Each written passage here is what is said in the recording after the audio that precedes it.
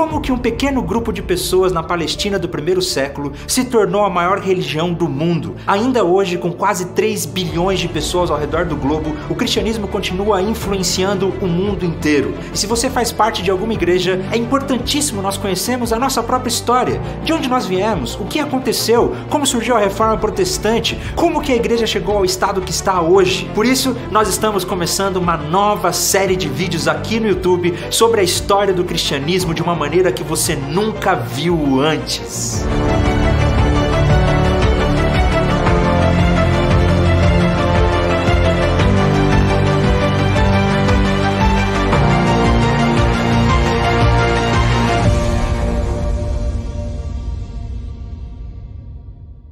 Seja muito bem-vindo, meu nome é Felipe Breder e nós estamos começando esse novo projeto onde contaremos para você a história do cristianismo de uma maneira que você nunca viu, de uma forma criativa e simples. A nossa série contará com 6 episódios, um episódio por mês lançado aqui no nosso canal no YouTube. Mas antes de tudo é importante nós entendermos o que aconteceu ali naquela página em branco que existe na sua Bíblia entre o Antigo Testamento e o Novo Testamento. Você já se perguntou o que aconteceu nesse período de 400 anos entre o Antigo Testamento e o nascimento de Jesus?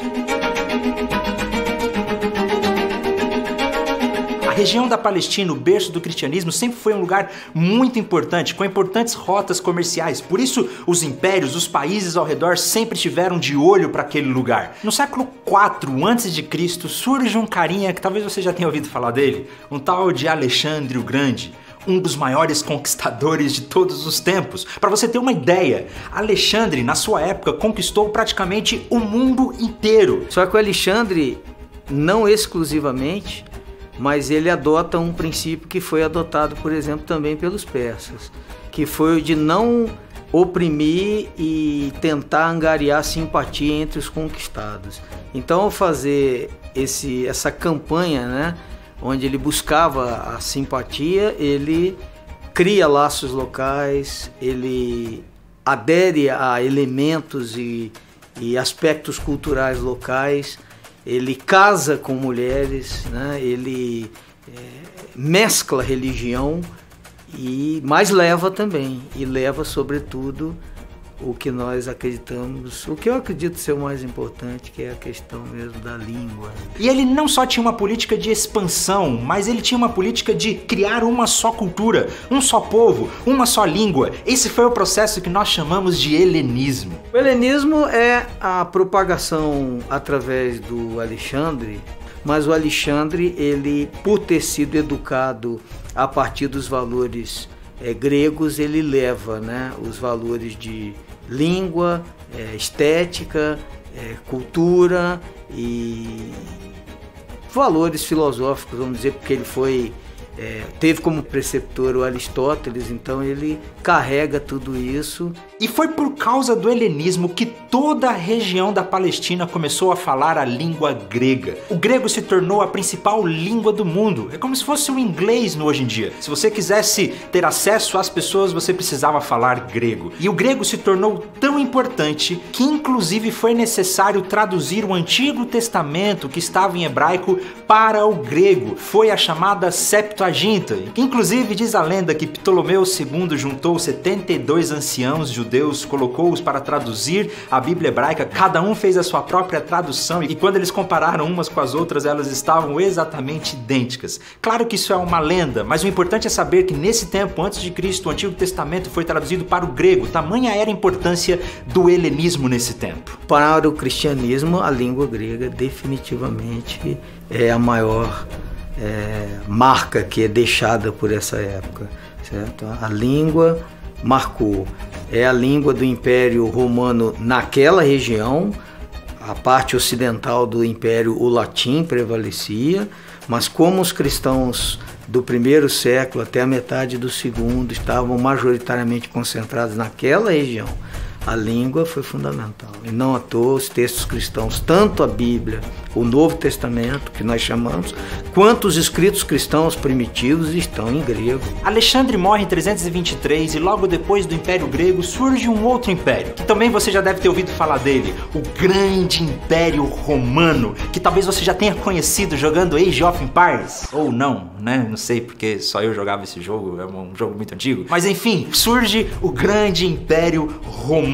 E o Império Romano trouxe uma unidade política como nunca antes e também infraestrutura, tecnologia para o seu povo na construção de estradas, por exemplo, o que fez com que todo o Império Romano fosse unificado e as pessoas pudessem andar, ir e vir com liberdade e tranquilidade. O Império Romano era um império que nasce sob uma filosofia de organização muito forte e também de um espírito prático.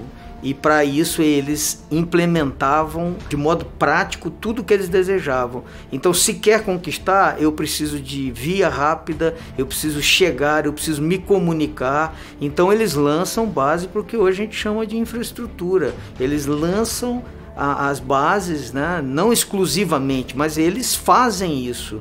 E conforme o Império avançam as estradas, as comunidades e a segurança. Não é só ter a estrada, o acesso, mas a segurança do tráfego. E também, quando já na época de Cristo, o Mar Nosso. O Mar Mediterrâneo é Mar Romano.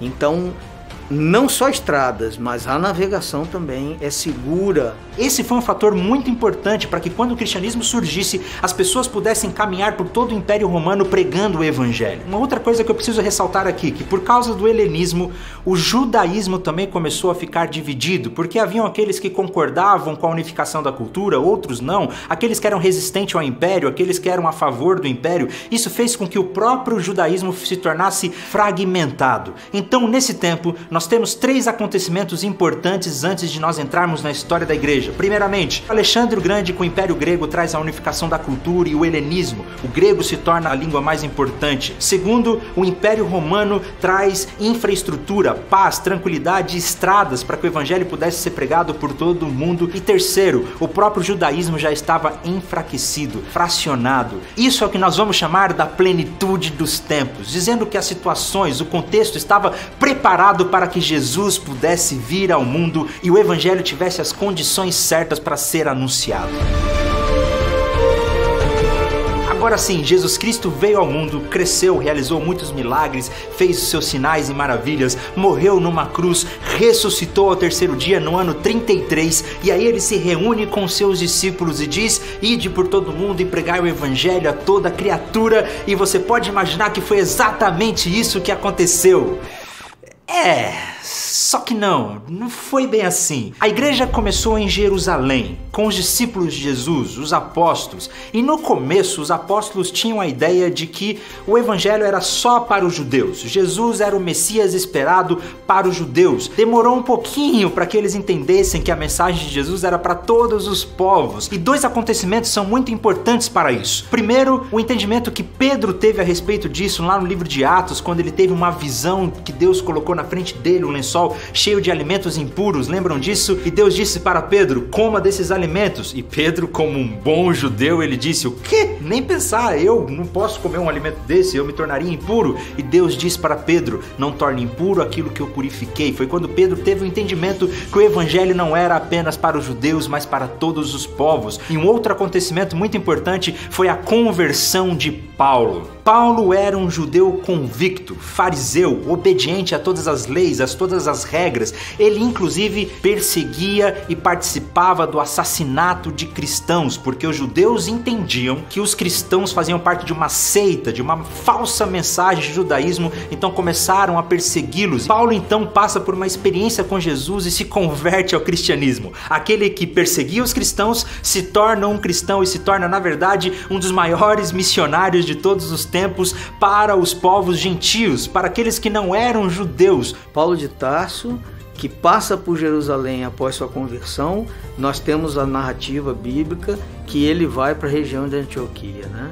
E de lá ele sai claramente com o propósito de propagar a fé e, na sua experiência, entende que a fé não deve se limitar a grupos judeus. E uma das principais cidades, uma das principais igrejas dessa região foi a igreja de Antioquia, a igreja que Paulo fazia parte, e foi dali que começaram os trabalhos missionários e as viagens missionárias que levariam o evangelho a todos os cantos. Uma coisa muito importante que eu gostaria de ressaltar é que Paulo trouxe uma grande contribuição com seus escritos, mas uma coisa que nós não mencionamos muitas vezes é que o evangelho começou a crescer de uma maneira explosiva em todo o mundo, principalmente por causa das pessoas comuns. A igreja, como nasce através de pessoas comuns, muitas delas, como Paulo, livres que podem circular, elas levam consigo o quê? O testemunho cristão. Os comerciantes e pequenos artesãos são fundamentais nesse processo, isso é atualmente atestado pelos historiadores mais críticos.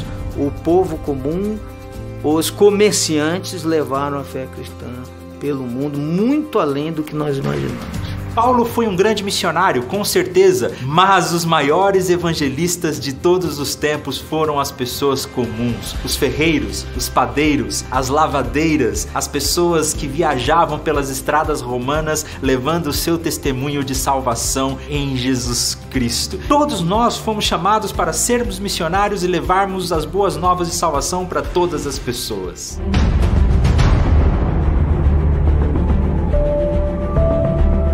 Desde o começo, os cristãos sempre enfrentaram grandes desafios. Estevão e Tiago já haviam sido mortos por causa da pressão que existia entre os judeus. No começo, as perseguições eram apenas dos judeus para os cristãos. Roma não intervia, apenas interviam para restaurar a ordem, como por exemplo, uma certa vez o imperador Cláudio expulsou os cristãos e os judeus de Roma porque eles começaram a causar confusão. Mas o problema não era em ser cristão, isso estava entre os judeus. Mas com o tempo, os cristãos começaram a crescer e eles se tornaram mais numerosos que os próprios judeus. E em outubro do ano 54 sobe ao poder um homem chamado Nero. E aí sim as coisas estavam para mudar. Bom, Nero é um imperador famoso pelas suas realizações e excentricidades. Todo imperador, né? Todo poderoso.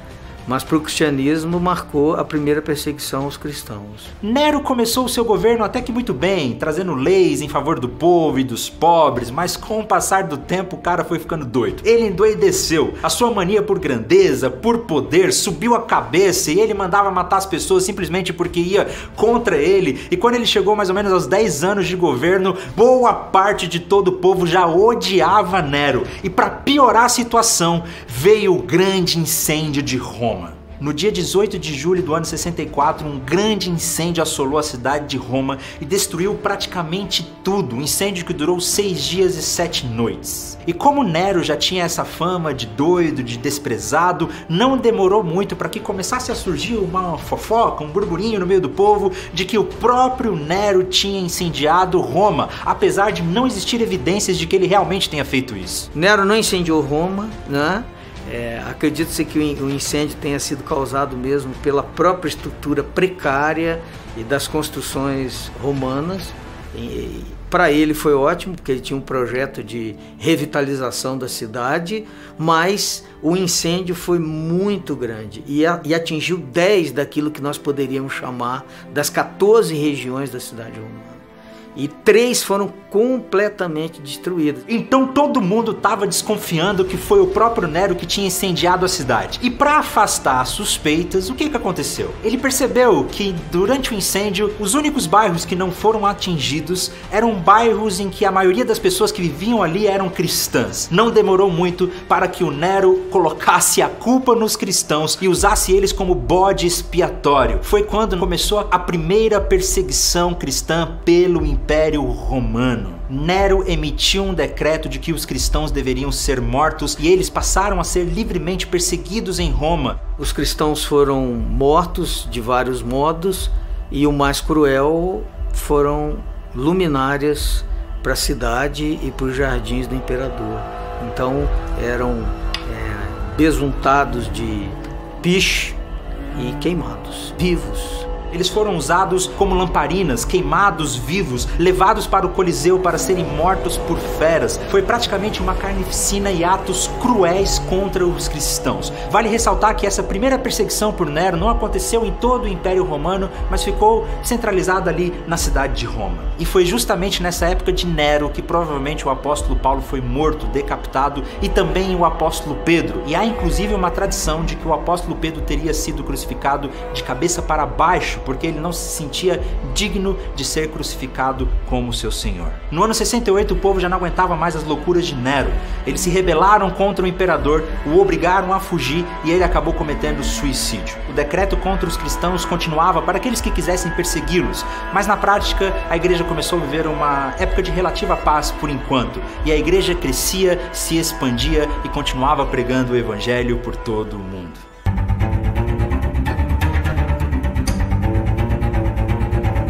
Em 81, Domiciano assume o poder de Roma. A princípio, o seu governo foi pacífico, mas no final do seu domínio, novamente as perseguições surgiram. Domiciano amava as tradições romanas e ele queria trazer a velha glória de Roma novamente. Domiciano, imperador é uma figura vaidosa, né? Então ele determina que seja prestado sacrifícios à sua inteligência, né? Então, ao se negarem a isso, os cristãos entram numa lista de pessoas malquistas, né, pelo imperador. Por isso, as perseguições retornaram em alguns locais do império. Nem todos os cristãos eram mortos, alguns eram presos e exilados, como por exemplo o apóstolo João, que nessa época, sob o poder de Domiciano, foi exilado na ilha de Patmos e ali ele escreveu o livro de Apocalipse. Por fim, Domiciano foi considerado como um tirano e acabou sendo morto dentro do seu próprio palácio. Mais uma vez, a igreja pôde desfrutar de um período de relativa paz e continuava crescendo. No ano 98, já no finalzinho do século, na virada para o século II, assume o poder o imperador Trajano. E Trajano começou uma política um pouco diferente. Ele pensou, bom, para que a gente vai gastar dinheiro do Estado perseguindo os cristãos, enquanto a gente poderia usar esse dinheiro em coisas melhores, em coisas mais importantes? Foi então que Trajano fez um decreto de que o cristianismo continuava sendo proibido, mas não deveria haver um esforço do Estado para que isso acontecesse. Trajano persegue, mas persegue apenas a partir de denúncias que não podiam ser anônimas. Na verdade, os cristãos não eram alvo do império e o máximo que se devia fazer, mediante uma denúncia clara, explícita, na recusa de prestar-se lealdade ao império, ao imperador, os cristãos sofreriam alguma sanção. Então, caso alguém denunciasse algum cristão, ele seria levado ao julgamento e pediriam para que ele negasse o seu Deus, o que a maioria das vezes eles não faziam e eles acabavam sendo martirizados por causa disso. Por causa desse decreto de Trajano, a igreja viveu uma relativa paz, mas ainda assim nós temos registros de várias pessoas que foram mortas por causa do evangelho durante o século II. Como por exemplo, no ano 107, Inácio de Antioquia foi entregue às autoridades para ser martirizado e pouco antes da sua morte ele disse: meu amor está crucificado, sou o trigo de Deus, os dentes das feras hão de moer-me para que possa ser oferecido como limpo pão de Cristo. Outro registro que nós temos é de Policarpo, bispo de Esmirna, que também foi entregue às autoridades e disse: eu sirvo há 86 anos a Jesus e ele não me fez mal nenhum. Como eu blasfemaria o meu rei que me salvou? E ele foi queimado vivo na frente de uma multidão simplesmente por seguir a sua fé. No ano 165, Justino, o Mártir, um dos grandes mestres da igreja, também foi entregue para ser martirizado por causa da sua fé. A igreja cristã, no começo de tudo, enfrentou grandes desafios e perseguições. O sangue dos mártires foram as sementes do evangelho. E por causa deles, por causa da perseverança dos primeiros cristãos, nós estamos aqui hoje.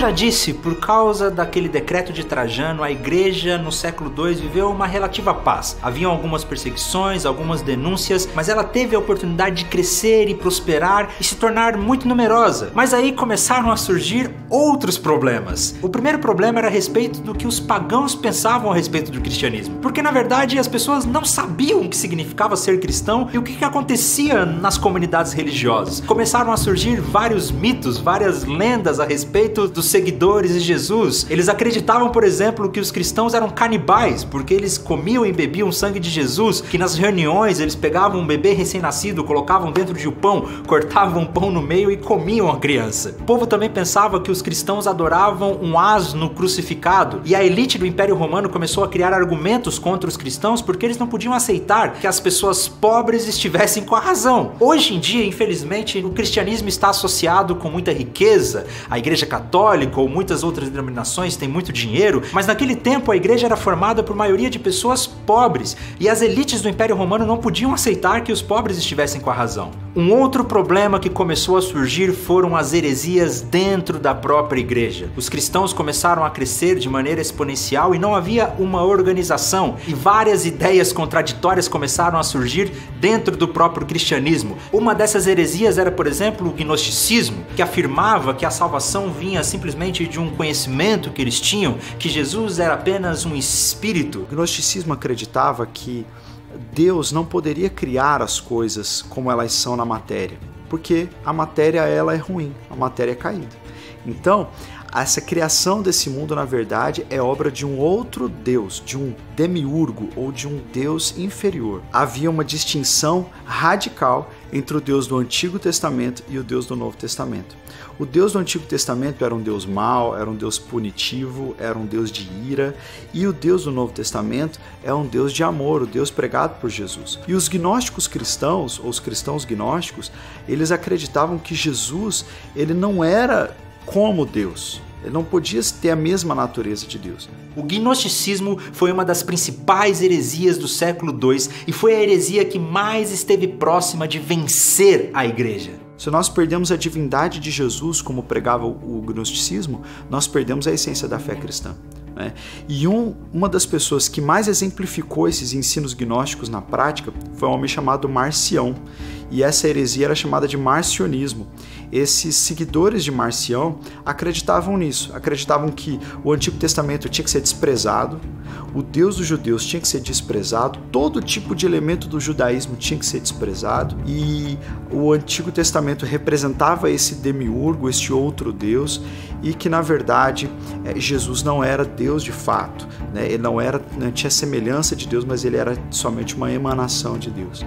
E eles tinham uma Bíblia própria, eles usavam apenas os escritos de Paulo, sem contar as pastorais. Então eles usavam as epístolas paulinas, e o único evangelho que eles usavam era o evangelho de Lucas, só que um evangelho editado, tirando as passagens judaicas, as passagens que falavam dos judeus ou que remetiam ao Antigo Testamento. Então, diante disso, diante das lendas e dos mitos que existiam no meio do povo e das heresias que surgiram dentro do cristianismo, a igreja precisava ter alguma reação, ela precisava se organizar, e foi então que ela começou a se defender.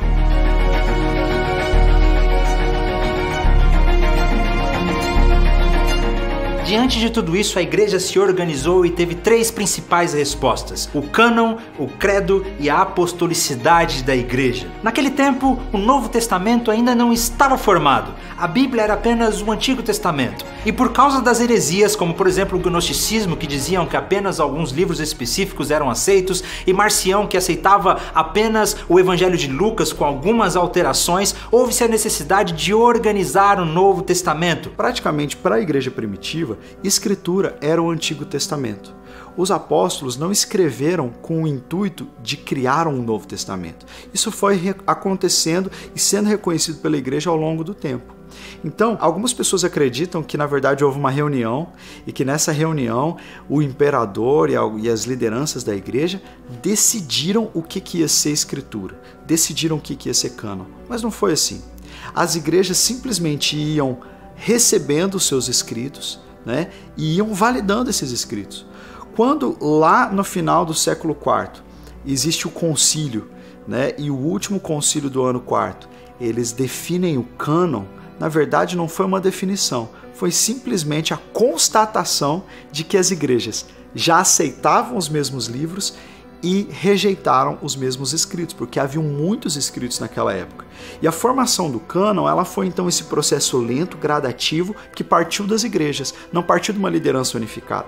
Partiu da ação do Espírito Santo na própria igreja. A igreja então começou a organizar os livros que já eram reconhecidos como autoridade por todos os cristãos. E nesse tempo, os 4 evangelhos, Mateus, Marcos, Lucas e João, o livro de Atos e as cartas paulinas já eram reconhecidas como autoridades divinas. O cânon, de certa maneira, já estava começando a ser organizado. Outra maneira de responder ao que estava acontecendo foi o credo apostólico. A igreja precisava organizar as suas crenças. Afinal, no que os cristãos creem? Uma das maneiras que a igreja estabeleceu para responder o grande número de heresias que surgia nessa época foi a elaboração de um credo. E credo é uma palavra latina que significa simplesmente eu creio. É uma afirmação de fé, não é uma oração, é simplesmente um conjunto, um resumo teológico. O que nós cremos? E a igreja foi elaborando isso aí. Nós temos então o credo apostólico, que nasceu da fé dos primeiros discípulos dos apóstolos. A forma que nós temos o credo apostólico hoje, a forma definitiva, ela já é um pouco mais posterior. Mas a igreja foi reunindo essas afirmações desde muito cedo. Então já no século II nós temos o credo apostólico praticamente formado. Creio em Deus Pai Todo-Poderoso, Criador dos céus e da terra. Creio em Jesus Cristo, seu único Filho, nosso Senhor, o qual foi concebido por obra do Espírito Santo e nasceu da Virgem Maria. Padeceu sob o poder de Pôncio Pilatos, foi crucificado, morto e sepultado, desceu em Hades, ressurgiu dos mortos ao 3º dia, subiu aos céus e está assentado à mão direita de Deus Pai Todo-Poderoso, de onde há de vir a julgar os vivos e os mortos. Creio no Espírito Santo, na Santa Igreja Universal, na comunhão dos santos, na remissão dos pecados, na ressurreição do corpo, na vida eterna. Amém. Ufa.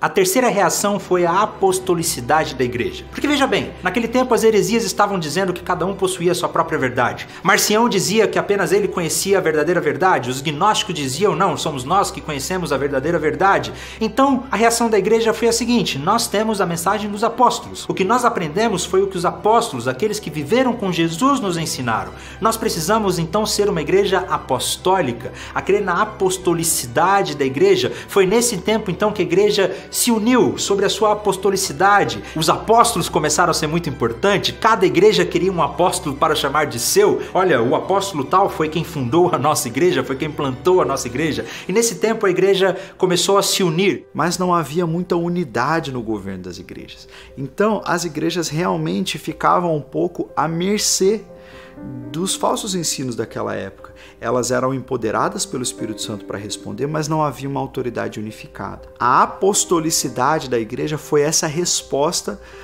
essa liderança unificada para responder aos falsos ensinos. Então houve esse grande acréscimo à teologia. Foi aí que então as pessoas começavam a escrever bastante, começaram a elaborar a teologia, porque agora era uma tarefa digna, não era mais uma tarefa perseguida. Então a igreja pôde se organizar em torno de uma liderança apostólica e de um ensino apostólico. E surge então a Igreja Católica Antiga. Veja bem, eu não estou falando ainda da Igreja Católica Apostólica Romana. É a Igreja Católica no sentido da palavra, universal. Uma igreja unida, uma igreja que cria numa só coisa, que tinha uma Bíblia, um cânon, que tinha um credo e que estavam organizadas sob uma liderança. É muito legal ressaltar que essa organização apostólica da Igreja Católica não foi para obter um poder sobre si, mas para responder às heresias, para que a igreja pudesse se posicionar diante dos desafios daquele tempo. Nessa época surgiram grandes mestres que infelizmente nós não temos tempo para falar deles aqui, como por exemplo Irineu de Leão, Clemente de Alexandria, Tertuliano de Cartago, Orígenes de Alexandria, grandes homens de Deus que foram essenciais para a resposta que a igreja precisava dar às heresias e aos desafios daqueles tempos.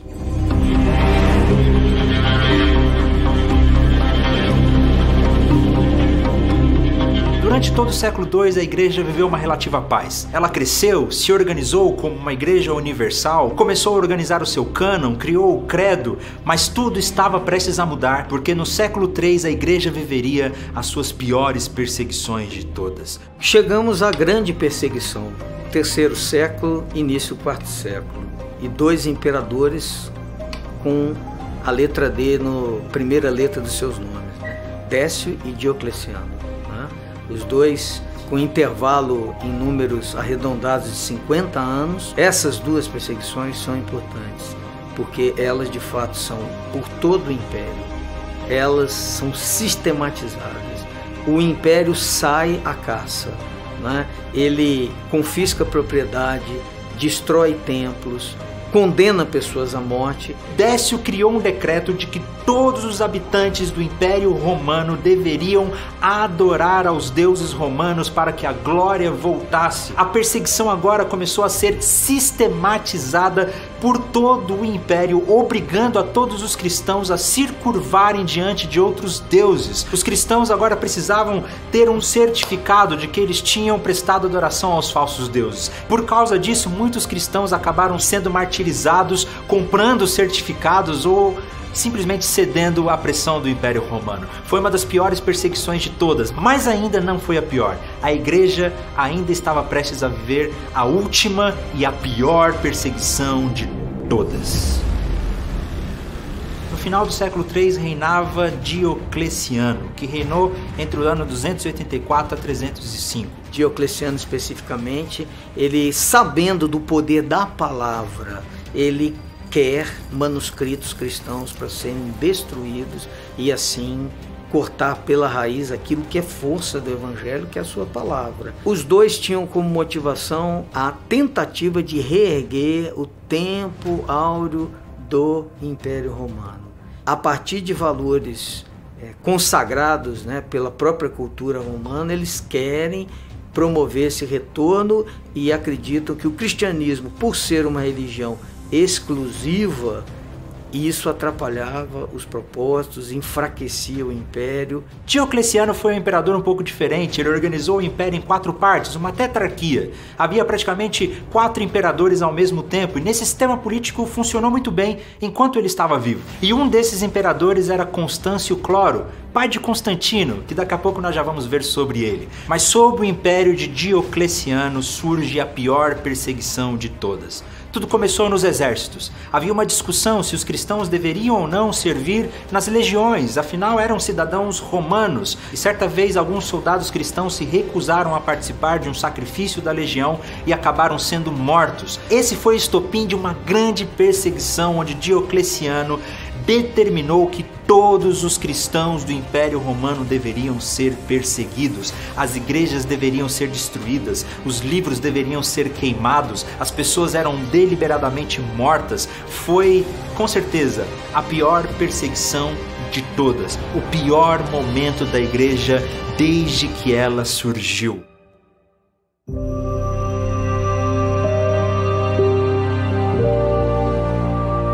Praticamente 300 anos onde a igreja nunca esteve realmente em paz, onde ela nunca pôde prosperar verdadeiramente, mas graças a Deus as coisas estavam prestes a mudar. Vários conflitos políticos começaram a acontecer, o que fez com que Constantino, filho de um daqueles imperadores, tomasse o poder de uma região do Império Romano e estava prestes a invadir a cidade de Roma. E antes dessa batalha por Roma, Constantino teria tido uma experiência com Deus, uma visão do Deus cristão que dizia para ele que sobre esse sinal vencerás. Constantino então teria feito com que todo o seu exército desenhasse o sinal da cruz nos escudos e nesse dia ele tomou Roma e venceu a batalha.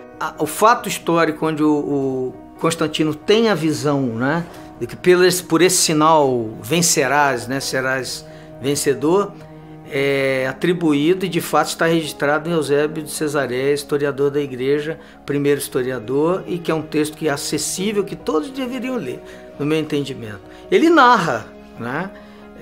É verdadeira experiência? Eu não nego a experiência alheia, porque não nego as minhas experiências. Então não me sinto à vontade para dizer que ele não passou por isso, né? Pode-se dizer que ele era um político, que ele fez porque... É possível, com certeza, mas eu não me sinto nem um pouco à vontade para negar isso. Para quem crê em algo que pode ir além, e eu acredito da nossa experiência natural, o Constantino é usado para apaziguar e trazer um pouco de paz à vida da igreja. Constantino já tinha uma certa simpatia pelos cristãos. A sua mãe era cristã e principalmente depois dessa experiência, Constantino teria se tornado muito benevolente para os cristãos e ele mesmo teria se tornado um cristão. Então, finalmente, no ano 313, após Constantino ter tomado o poder de Roma, ele assina o Edito de Milão, dando finalmente liberdade para todos os cristãos. A partir de agora, a igreja poderia viver em paz. Por enquanto, a igreja ainda não é a religião oficial. Com Constantino, ela se tornou livre. Os cristãos poderiam ir e vir livremente com a sua fé. E agora? Como será que a igreja vai reagir a essa liberdade? Uma igreja principalmente formada por pessoas pobres, mas agora faz parte do Estado. Uma igreja em que antes haviam pessoas simples, mas agora a elite começa a fazer parte dela. Como será que a igreja vai reagir? Será que a igreja permanecerá pura dentro da sua essência? Quais serão as consequências depois da conversão de Constantino? Isso nós veremos no nosso próximo episódio, quando a igreja se torna a igreja imperial, a igreja oficial. Espero que você tenha gostado. Esse é apenas um resumo da história da igreja até Constantino. Muitas coisas ficaram de fora. Inclusive, se você quiser deixar nos comentários algum momento desse período da história que te chama a atenção, fique à vontade. Dá um gostei nesse vídeo, compartilhe com seus amigos e até o próximo episódio.